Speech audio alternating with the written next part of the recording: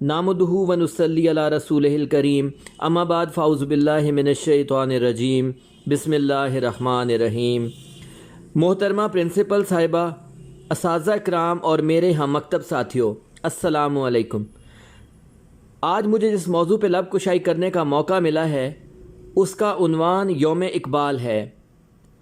دوستو، ہر سال 9 نومبر کو پورے پاکستان میں علامہ اقبال کا یوم پیدائش یوم اقبال کے طور پر منایا جاتا ہے۔ علامہ اقبال نے اپنی شاعری کے ذریعے برصغیر کے مسلمانوں کو بیدار کیا۔ آپ نے فرمایا، خودی کو کر بلند اتنا کہ ہر تقدیر سے پہلے، خودی کو کر بلند اتنا کہ ہر تقدیر سے پہلے، خدا بندے سے خود پوچھے بتا تیری رضا کیا ہے۔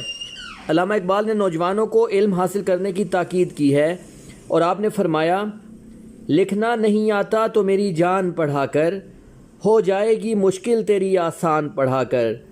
پڑھنے کے لیے اگر تجھے کچھ بھی نہ ملے، تو چہروں پہ لکھے درد کے عنوان پڑھا کر۔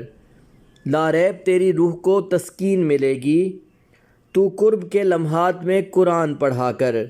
آ جائے گا اقبال تجھے جینے کا کرینہ، تو سرور کونین کے فرمان پڑھا کر۔ اسی کے ساتھ میں اپنی تقریر کا اختتام کرتا ہوں۔ شکریہ۔ پاکستان زندہ باد۔